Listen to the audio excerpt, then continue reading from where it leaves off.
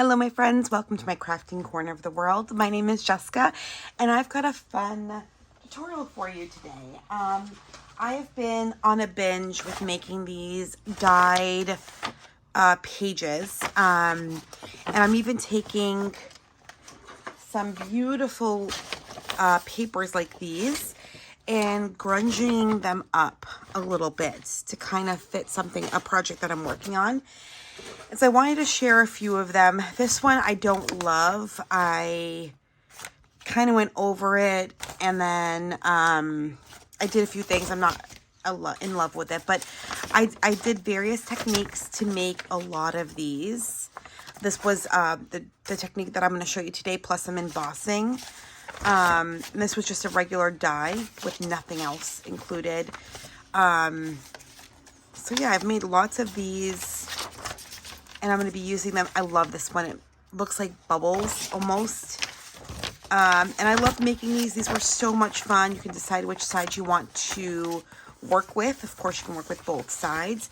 And you can do this on any paper. I'm just going to go through these pretty quickly so you can see the variances that I did. And we're going to show you how to do this and how to recreate some of these. And of course, you could do so much more than what I did here. You can have a blast making these. I prefer to make these outside, but in all honesty, you could do them inside. We're inside today, just because it's hard to film outside. But yeah, let's talk about what you're going to need for this. You're going to need paper. Any paper you want, you can use paper. I like to use a box, especially when I'm inside the house, to dry them in. I even use this outside. So I use this box to dry them in. And then I like to use either a board or something like this to protect my base. And so this is the board I use whenever I'm dyeing or painting. But for video purposes, we're not going to use this today. You want some paintbrushes, water, you want some alcohol inks, any kinds you want. This is Pixis, and I've got a variation of colors here in this little tray. Some containers to hold the alcohol and the alcohol inks, and then for a paper towel. This paper towel makes it really easy to kind of dab things and clean things up. So paper towel is always fun. So we're going to start this. I'm going to try to do a really quick tutorial so it isn't too long.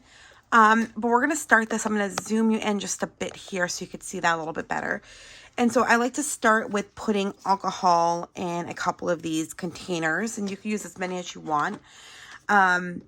What's great about this is instead of using coffee dye or tea dye, as dye, I should say, use the alcohol inks, and alcohol create such a quick, unique process. You can get these outside dried up in about 2 to 5 minutes, depending on how much you saturated the paper, and inside about 10 to 15 minutes, and they'll be dried like that.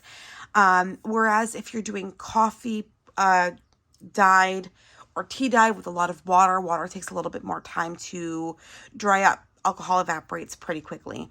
And I am giving you higher times. It's probably even quicker than that. So we've got some brushes. I like to soak them in water to rehydrate them because, of course, the alcohol dries them out. I've put alcohol in both of my little containers. And if you get your desk dirty like I did here, then don't worry about it. A little bit of alcohol will clean that right up, just like it started to clean this up in here. If I rub it, you'll notice that it's going to move out. I like to wear gloves though, because I've already stained, actually the stain is almost out, but I've stained my nails a bit doing this process. So gloves are always fun. And I cover up my watch so that doesn't get stained. And pretty much any jewelry I have, I just kind of shove in here so I don't have to take it out. And then it's simple. If you want a light color, like a light, almost, I have varying items here. So these are on Amazon. You could pick them up there. I've got some favorites that I like to use. Spice is one of my favorites from the Pixis collection. I use this quite often, and I'm just about halfway done with it. Another one that I like is walnut. Spice is a little bit on the yellower side. Walnut's a little bit more on the deeper woody side. Another favorite of mine is cocoa when you want that deep chocolatey color. Cranberry is another favorite with ash. I love ash. It's like a purpley blue meets gray. And then I like sky blue. And so though I have others here, but these are the favorites that I go to quite often. And so we're going to start with spice because that's the one I usually start with. And so we've got alcohol in here. We're going to pop a couple of drops there. And then we're going to dye this just like a simple dye, in all honesty. You can really go very light or very dark, right? So I did that pretty dark, but then I kind of can lighten it out a little bit and things like that. So... And so what this is going to do, this process here, you can see how we've got some varying degrees of pigment there, but it's going to create this effect. Let me show you back to that plain piece of paper where I said that this was a plain dye. It's going to do this type of effect, right? Where you get some of the lighter colors here and then some of the deeper colors here. It's going to do that. So this is just a plain dye that you can then spackle afterwards, do different things with it to create different effects, like so.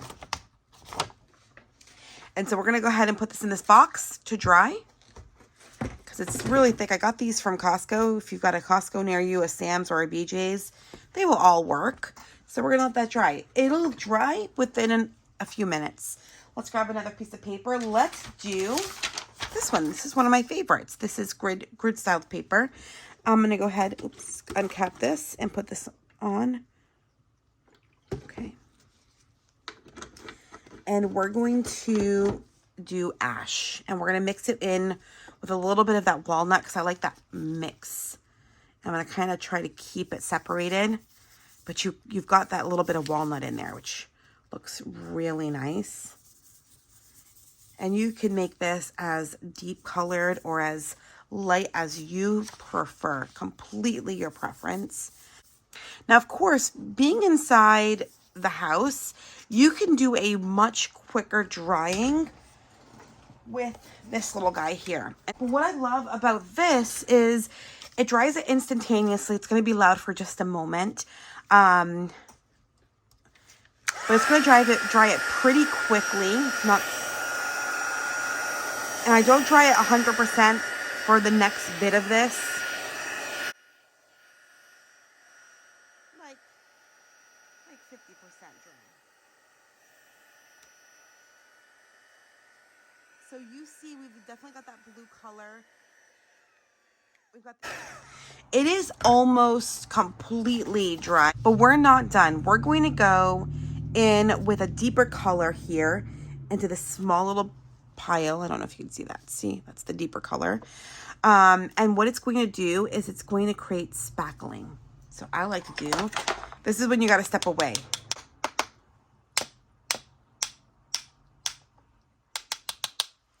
All right, so once you do that, you can go ahead and kind of clean out that brush, go into the lighter shade, and then just kind of mix them together and create this kind of like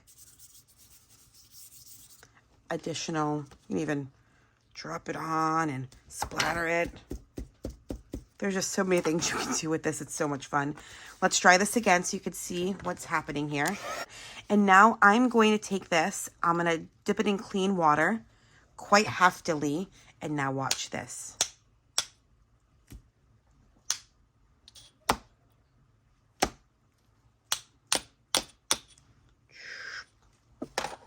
Okay, let's try this again. So now we have this area where any of the color kind of evaporated from it. Do you see that? And like this. And what I did over here.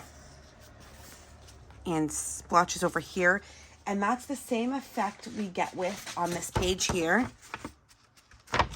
But you could see it more on, let me find it for you, this page. Yeah, there.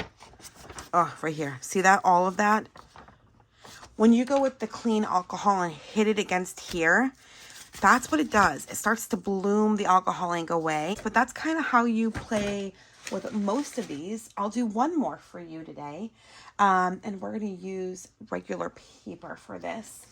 And we're going to do coffee marks. And so I'm going to move this out of the way. And we're just going to use this one here. And I like to use, when it's to do with coffee, spice. You can use so many things. You could use stencils. I love using stencils and things like that. And so that's kind of what I like to use, but completely up to you. I've used stencils for some of these projects and I make them look like they're not really stencils. Like, what is it? I don't really know. Very abstract. And that's what's so fun about this. Just a lot of fun. Okay. So you don't have to let this dry all the way. I'm going to dry it just a little bit. If you're doing this inside, definitely keep a window open. So now that we've got this, I've got this here. I'm going to add a little bit more. Just a smidgen. That's it. A couple more drops. And then I'm going with a walnut stain. I'm going to do a drop of spice and a drop of walnut. Maybe 2, we'll see. 1, 2 spice. And walnut, because we want it a little bit deeper in color. That's cocoa. Cocoa is sometimes too deep for this. Where's my walnut? Cocoa. Walnut, here we are. And so I'm going to just do a drop of, oh, that was 2. Oh, well, it is what it is. And so now I'm going to mix this up in here so that, you know, you got it all mixed. And that's what it's going to look like in color. And now it's just time to take, you know, anything. You could take the bottom of this and kind of spin it around. Let it drip, drop out. If you too much alcohol, it's going to be very drippy. But that's okay. So is coffee sometimes. And so you can do varying sizes. This is another one I like to use. And drop that down. And I got this cup here from last time. Drop that down. And just, you know, you keep doing this until you're happy with how it looks. You know.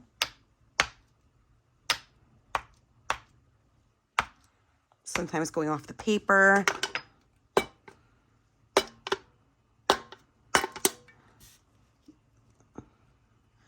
Okay.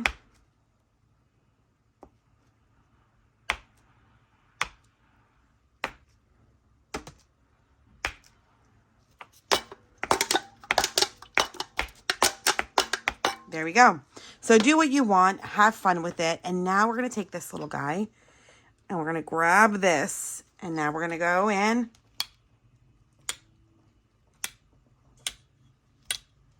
This is why this is nice outside. And then once this dries, it might go lighter. Then you can go over it again so you have a deeper look to it. But there we go. And this is what you end up with later on. And so some of them are lighter. And some of them I went back again to make them a little bit deeper. And then I played with the edges a little bit. But you notice that this is pretty sturdy, where this is a little bit more flimsy.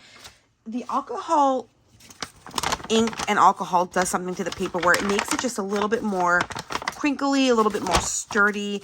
And I like that. But you could also use glue, right? You could also go over this with Mod Podge, a very light coating of Mod Podge, and that's just going to, you know, stiffen up the whole page. So real quick fly back. We've got this one where we spackled it, and then we did some fun things with the edges. The coffee dyed, the reverse splashing. I wanted to make this page a little more grungier. This is simple dye. This I use stamping and alcohol oil pastels to have a little fun with it. This one I just dripped color on, directly on, and then wiped it away with the alcohol. Same thing here. The quicker you go with the alcohol, the lighter it's going to show up. This was actually with a stencil, so I went with a light spice stain, and then I went with walnut over it. And then also a reverse situation going on too in some of these little areas. So This was one of my first attempts. I used embossing powders. I've used that a lot. But I tried using these little ones, and they're too mica based, where they're too sparkly. And that's where these two. I've got this one. I've got book pages, a galore. I really love this technique. It's my favorite, especially on those grid pages. And then this, my friends, was, I did the, you can see the reverse. I did it with the stencil, and then I embossed all around.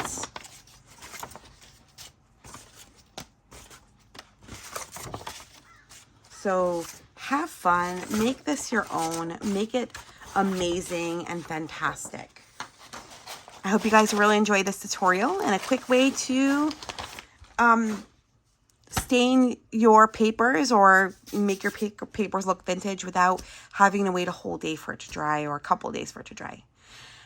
Stay happy, stay safe, and stay healthy, my friends. Until next time, always stay crafty. Bye.